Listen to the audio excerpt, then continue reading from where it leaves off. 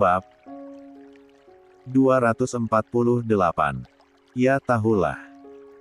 Hatimu boleh mengelak tapi gestur tubuhmu tidak. Kayak aku gak pernah jatuh cinta aja. Kau kira aku cupu padahal aku suhu, pada zamannya, hehe, timpal Riri sembari tertawa renyah. Males Ark, jangan bahas itu. Pinta Raya yang moodnya kembali memburuk saat mengingat jawaban Raihan tadi yang hanya menganggapnya keluarga. Bentar-bentar. Kenapa sih? Tumben itu muka ditekuk gitu. Tanya Riri penasaran dengan tingkah tak biasa Raya. Padahal adik tirinya itu terbiasa ceria. Gak apa-apa, capek doang. Orang baru pulang langsung diberondong pertanyaan yang aneh-aneh, jawab Raya. Beneran gak apa-apa. Capek abis kuliah apa capek menunggu perasaan yang gak jelas? Tanya Riri tak hentinya mencecar. Stop deh. Pinta Raya semakin kesal. Gak bisa Rai. Kalau memang punya perasaan itu gak boleh terlalu lama dipendam. Apalagi kemarin aku sempat dengar dari percakapan Mas Riki dan Pak Faruk kalau Raihan tuh mau buru-buru dinikahkan sama kakeknya, ungkap Riri. Dinikahkan? Sama siapa? Kening Raya mengernyit dengan jantung berdebar kencang. Lah sungguh takut jika kabar yang didengarnya benar adanya. Gak tahu. Mereka gak bilang sih siapa-siapanya. Mungkin masih rencana dan masih cari jodoh yang tepat. Makanya, pesanku, kalau kamu beneran punya perasaan, mending kamu ungkapin deh. Kalaupun gak berani, cukup masih kode tipis-tipis untuk menunjukkan perasaanmu itu, saran Riri dengan raut wajah serius. 158. Mau ungkapin gimana? Orang dianya aja cuma anggap aku bagian dari keluarga. Mungkin karena aku adik Mbak Ayu, beber Raya sejujurnya. Seriusan? Siapa yang bilang? Tanya Riri penasaran. Kak Raihan sendiri, jawab Raya. Dia cuma masih malu-malu kali mau mengakui. Wajar, dia kan gak seperti lelaki kebanyakan yang sudah terbiasa pacaran, cinta-cintaan, tebak Riri masih mencoba berbaik sangka. Tahulah biarin aja. Kalau jodoh juga gak bakalan kemana, sahut Raya pasrah. Ya ampun sampai kelupaan. Bapak gimana? Lanjut Raya mengubah topik pembicaraan. Gitu deh. Belum pulih benar, jawab Raya. Mbak Riri sih malah ngebahas hal gak penting.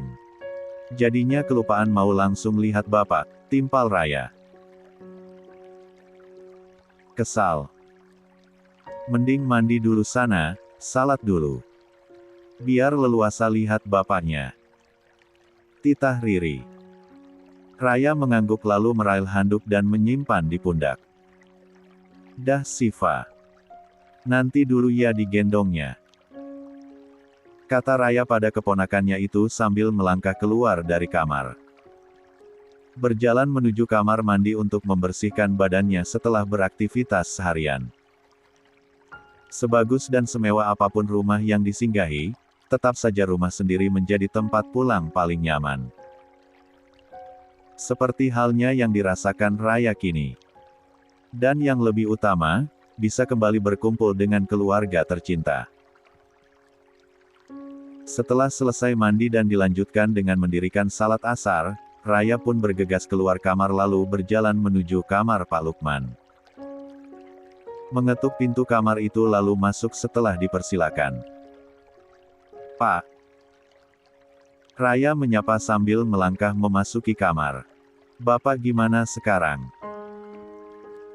Lanjut Raya seraya mencifem punggung tangan ayahnya itu lalu duduk di tepian tempat tidur. Alhamdulillah sudah mendingan, Rai, jawab Pak Lukman. Kamu baru pulang. Mbakmu dan cucu bapak gimana kabarnya? Nak Davin juga. Pak Lukman menatap putrinya itu penuh kerinduan. Juga rindu untuk sang putri dan cucu yang jauh di sana. Alhamdulillah Mbak Ayu sama Via baik, Pak. Kak Davin juga, jawab Raya. Bapak kangen ya sama Mbak Ayu. Nanti Raya telepon ya biar kapan-kapan kesini, sambungnya. Gak usah. Bapak kan cuma tanya. Kasian Davin, takutnya sibuk. Terus cucu bapak juga masih terlalu kecil untuk dibawa bepergian, cegah Pak Lukman cepat. Serindu apapun seorang ayah, dia selalu merasa tak enak hati jika harus merepotkan anaknya. Terlalu kecil gimana? Via kan sudah 2 bulan. Bisalah kalau cuma diajak ke sini.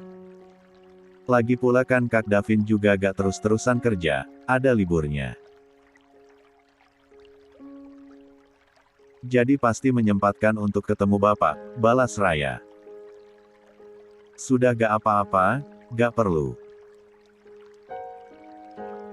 Cukup telepon saja biar gak perlu repot-repot datang ke sini, kukuh Pak Lukman tak enak. Ya sudah. Nanti Raya telepon ya agak sorean. Soalnya biasanya jam segini Mbak Ayu sibuk mandiin Via, balas. 159.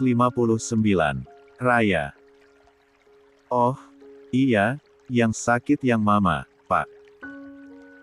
Biar Raya pijat. Raya meraih kaki ayahnya itu lalu memijat pelan. Jangan, Rai. Kamu juga kan capek baru pulang kuliah. Cegah Pak Lukman sembari menarik kakinya. Enggak capek, Pak, kuliah kan cuma duduk doang, elak Raya. Selelah apapun ia, rasanya tak akan keberatan untuk membahagiakan sang ayah dengan perhatian kecil yang ia berikan. Pak Lukman tersenyum haru. Kemudian membiarkan sang putri memijat kakinya meski untuk beberapa menit saja. Gak terasa kamu teh sudah besar, Rai. Padahal bapak merasa baru beberapa tahun lalu menggendongmu saat mau jajan ke warung, ternyata sudah lama sekali, tutur Pak Lukman sambil menatap lekat paras cantik sang putri. Iya, Pak. Raya kan sudah 20 tahun, sudah besar, jawab Raya sambil tersenyum lebar. Iya. Doakan Bapak ya, semoga Bapak masih diberikan kesempatan hidup sampai menikahkan kamu kelak. Setelah itu, Bapak tidak punya kekhawatiran lagi untuk meninggalkan dunia ini, tutur Pak Lukman dengan mata berkaca-kaca. Ya Allah, Pak, kenapa ngomongnya gitu? Insya Allah usia Bapak masih panjang. Sampai nanti Raya melahirkan cucu-cucu yang lucu untuk Bapak. Jadinya cucu Bapak makin banyak deh, dari Mbak Ayu, Mbak Riri, sama Raya. Wah kebayang ramainya, timpal Raya berusaha menyahut seceria mungkin. Padahal jauh di dalam lubuk hatinya, ada kesedihan dan ketakutan yang tiba-tiba menyergap. Salah satu hal yang paling Raya ditakuti di dunia ini yaitu kembali ditinggalkan oleh orang yang dia sayangi, yaitu sang ayah. Satu-satunya orang tua kandung yang tersisa setelah ibunya meninggal beberapa tahun yang lalu. Pak, makan dulu. Raya yang sedang larut dalam lamunan kesedihan, kembali tersadar saat Bu Ratih masuk ke dalam kamar sambil membawa nampan berisi nasi dan semangkuk sayur bayam. Selain itu ada perkedel kentang dan tempe goreng sebagai pelengkap lauk. Bu, biar Raya yang suapin Bapak. Raya buru-buru mengambil alih nampan itu dari tangan Bu Ratih. Bapak bisa makan sendiri, Rai, kenapa harus repot-repot disuapi? Tutur Pak Lukman. Gak apa-apa atuh, Pak. Dulu juga Raya setiap hari disuapin Bapak, timpal Raya. Tapi kan dulu kamu masih kecil. Kalau Bapak mah sudah tua, kelakar Pak Lukman.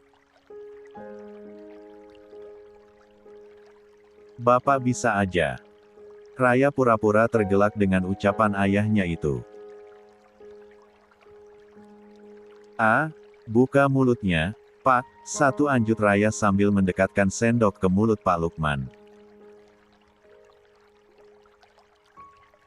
Meski awalnya terlihat sungkan, Pak Lukman pun akhirnya membuka mulutnya dan menerima suapan demi suapan dari tangan sang putri.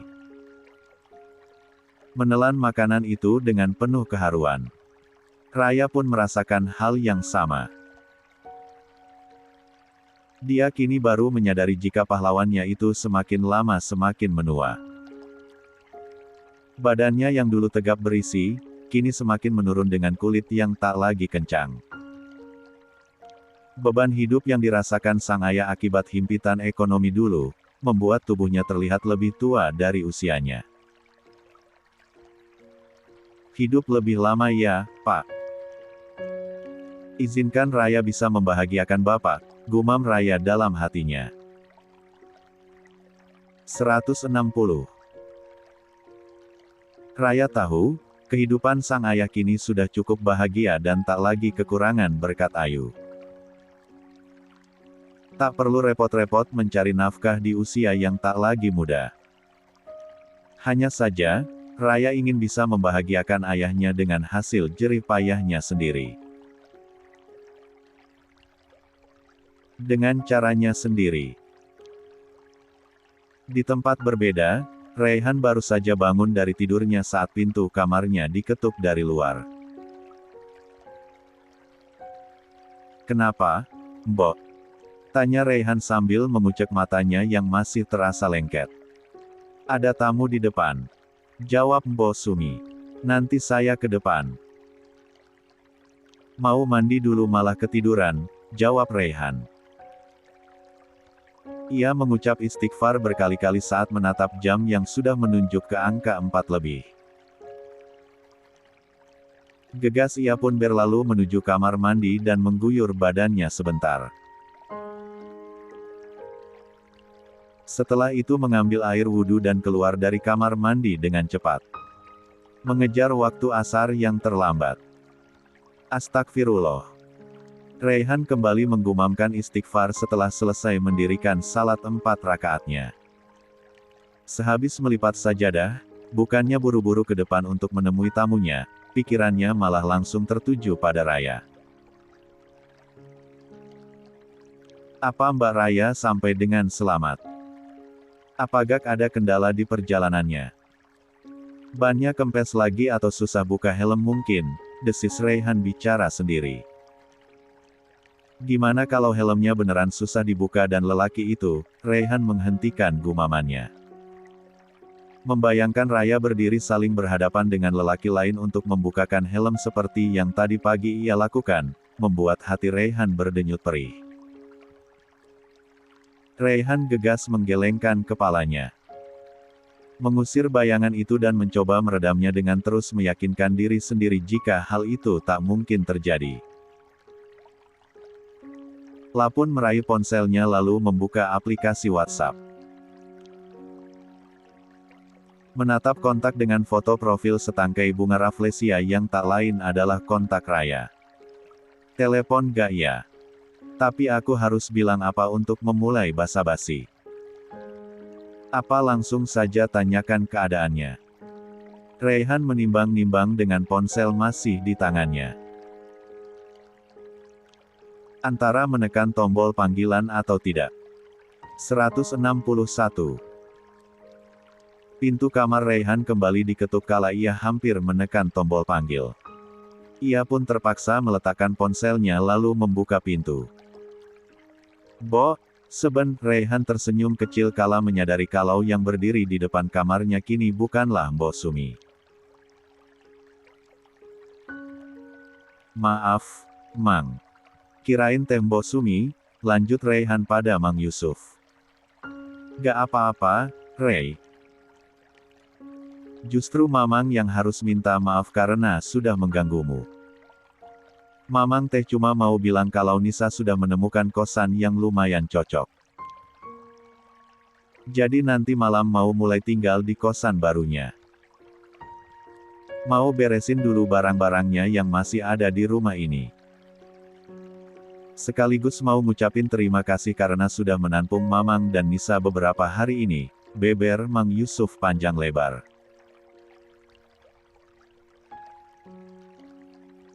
Alhamdulillah kalau sudah ketemu, Mang. Saya ikut lega. Semoga Nisa betah dan segera dapat pekerjaan, timpal Raihan. Amin. Makasih banyak, Rei. Semoga kuliahmu juga lancar dan selalu sehat, balas Mang Yusuf. Kalau gitu, Mamang permisi ke kamar dulu. Lagi beresin barang-barang dulu, lanjut Mang Yusuf. Iya, Mang, silakan. Saya juga mau ke depan, katanya ada tamu, balas Raihan. Mang Yusuf mengangguk lalu berbalik dan berjalan menuju kamarnya. Pun Raihan yang juga ikut melangkah keluar dari kamarnya dan berjalan menuju ruangan depan. Di mana sudah terdengar suara beberapa orang yang sedang berbincang. Nah, itu Raihan. Tutur Pak Damar begitu cucunya itu muncul. Raihan menganggukkan kepalanya sopan lalu menyalami Pak Indra. Sementara pada Ika dan seorang wanita lagi, Raihan hanya menangkupkan kedua tangannya di D4 Nak Raihan, kenalkan, ini istri saya, mamanya Ika. Sengaja ikut karena penasaran ingin bertemu langsung dengan Nak Raihan. Maklum, Ika seringkali menceritakan Nak Raihan pada mamanya, tutur Pak Indra sambil memegang lengan sang istri yang duduk di sampingnya. Ini ternyata, tampan sekali, pantesan Ika setiap hari membicarakan Nak Raihan, tutur wanita parubaya yang rambutnya sepundak tersebut.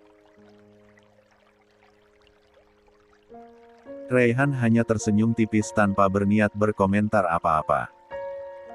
Raut wajahnya memperlihatkan jika ia tak nyaman dengan kondisi tersebut di mana suasana terasa begitu formal. Rei, di luar aja, yuk. Di sini panas. Ajak Ika pelan. Padahal jelas-jelas ruangan terasa sejuk karena AC yang menyala. Ya sudah, kalian di luar saja. Takutnya bosan dengan obrolan pada orang tua, tutur Pak Indra diakhiri kekahan pelan. Iya bener.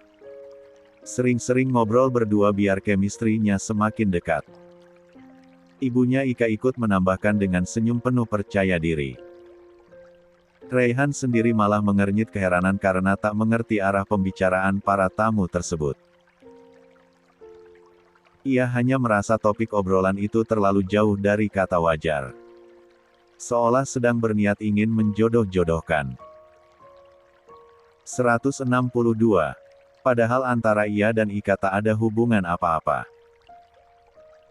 Hanya sebatas pertemanan biasa. Itu pun teman selewat bukan teman dekat.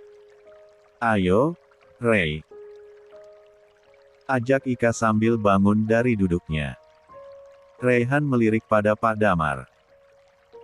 Kakeknya itu tak memberikan respon apa-apa seolah membebaskan apa yang ingin Raihan perbuat. Bukan karena ajakan Ika, Raihan pun akhirnya ikut berdiri lalu berjalan menuju halaman.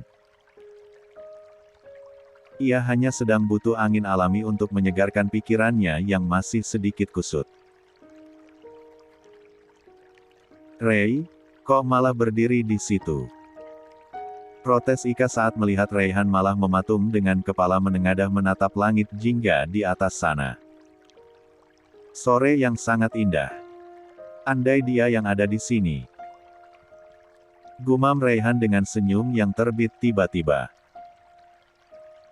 Cek, malah senyum-senyum sendiri. Ika kembali bersuara sambil melangkah kesal untuk menghampiri Raihan. Kamu udah janji loh mau nemenin aku jalan-jalan kelilingi rumah ini, pinta Ika begitu sampai di hadapan Raihan. Raihan menghentikan tatapannya pada langit sore di atas sana. Berganti menatap Ika sekilas. Aku gak pernah mengiyakan, timpalnya datar. Ya tapi kan sekarang aku terlanjur di sini. Masa iya mau kamu cuekin gitu aja? Harus muter-muter halaman rumah orang sendirian. Seenggaknya sebagai tuan rumah kamu temani sebagai bentuk menghormati tamu, timpal Ika penuh penekanan. Raihan hanya bisa menarik napas dalam. Ia terpaksa melangkah mengikuti kemana kaki Ika mengayun. Ray, lihat-lihat, bunganya cantik sekali. Ke sana, yuk. Tanpa diduga, Ika menarik pergelangan tangan Raihan. Kak, tolong lepas. Pinta Raihan tegas. Ya elah gitu doang. Ika pun langsung melepaskan genggaman tangannya pada Raihan dengan bibir mencebik. Aku gak suka ya dipegang-pegang seperti itu walaupun cuma tangan doang. Bukan muhrim, balas Raihan dengan wajah dingin. Tapi kalau boncengan boleh ya meskipun bukan muhrim, sindir Ika sambil mendelik. Raihan seketika terdiam. Apa yang dikatakan Ika itu memang ada benarnya.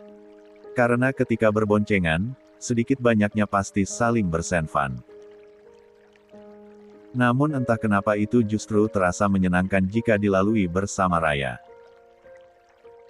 Padahal jelas sama-sama dosa. Astagfirullah. Maaf ya Allah, desis Raihan dalam hatinya. Cantik sekali ya bunganya. Kata Ika sambil memetik satu tangkai bunga merah muda dan menghirup wanginya. Siapa yang tanam? Tanyanya. 163. Katanya ibunya Davin dulu suka bunga-bunga dan tanaman hias. Jadi di sekeliling rumah ini ditanami berbagai macam bunga dan tanaman, jawab Raihan. Aku juga suka bunga. Apalagi kalau bunganya dikasih seseorang, celetuk Ika sambil tersenyum lebar. Raihan tak menanggapi. Ia pura-pura mengalihkan tatapannya ke sekeliling daripada harus meladeni Ika. Ish, kok gak tanya si orang itu siapa? Protes Ika manja. Itu urusan pribadimu. Aku gak mau tahu, jawab Raihan datar. Cek, padahal orang itu kamu loh, Ray. Balas Ika mengulum senyum malu-malu. Gak apa-apa deh gak dikasih bunga juga, cukup letakkan bunga ini di daun telingaku. Pasti romantis sekali. Seperti yang di film-film itu loh, sambung Ika dengan senyum malu-malu yang kian menjadi. Bukannya berbunga-bunga, Raihan justru merasa geli sendiri mendengar penuturan tersebut. Ia bahkan sempat bergidik diam-diam sebelum akhirnya melangkah menjauhi Ika. Andai Raya yang mengatakan itu, gumam Raihan dalam hatinya. Ia pun menepuk kepalanya pelan karena lagi dan lagi justru Raya yang terpikirkan. Ray, tunggu. Ika segera mengejar lalu kembali berjalan di samping Raihan. Sementara di dalam kamar, diam-diam Nisa memperhatikan kebersamaan Raihan dengan Ika. Tangannya berkali-kali mengepal kesal dengan hati panas seperti terbakar. Siapa lagi wanita itu? Tutur Nisa sembari meneliti penampilan Ika yang begitu modis tapi terlalu terbuka. Kan Bapak Teh sudah bilang kalau yang suka sama Raihan itu pasti banyak. Makanya kamu jangan terlalu berharap banyak, Nis. Lebih baik fokus pada tujuan utamamu datang ke kota, yaitu mau mencari kerja untuk kumpul-kumpul biaya kuliah nanti. Mang Yusuf yang sudah berdiri di belakang sang putri berujar. Tapi Nisa teh terlanjur suka sama Raihan sejak kecil, Pak. Gak bisa dilupakan begitu saja, timpal Nisa. Sendu. Yang suruh lupakan siapa? Bapak cuma minta kamu gak terlalu berharap. Biar kalau gak kesampaian, sakitnya itu gak terlalu dalam. Mencintai sewajarnya, menyukai sewajarnya, setelah itu berserah diri pada takdir Allah, balas Mang Yusuf bijak. Nisa mendengkus kasar. Menurutnya, apa yang dikatakan ayahnya itu hanya mudah diucapkan tapi susah dilakukan. Apalagi kalau perasaan itu terlanjur mendarah daging. Seperti perasaan Nisa pada Raihan yang sempat dianggapnya sebagai kakak sendiri. Nanti malam teh kamu mulai tinggal di kosan. Belajar hidup sendiri, mandiri, tidak lagi bergantung pada orang lain. Hadapi resiko apapun ketika memutuskan ingin berjauhan dengan orang tua. Dan satu lagi, jangan sering-sering ganggu Raihan apalagi sering-sering datang ke sini. Malu. Ingat, kita itu bukan siapa-siapanya keluarga ini, tutur Mang Yusuf dengan tangan cekatan memasukkan baju demi baju ke dalam tas. Lah merasa tak enak pada seluruh keluarga ini. Terlalu banyak merepotkan. Sudah menumpang, juga harus ikut mencari kosan yang lumayan lama untuk mendapatkannya.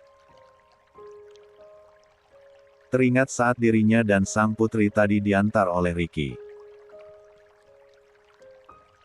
Kalau hari ini belum ketemu juga, mohon maaf besok-besok gak bisa ngantar lagi. Pekerjaan saya masih banyak. Ini juga sudah banyak yang tertunda. Sopir. 164. Di rumah juga sama.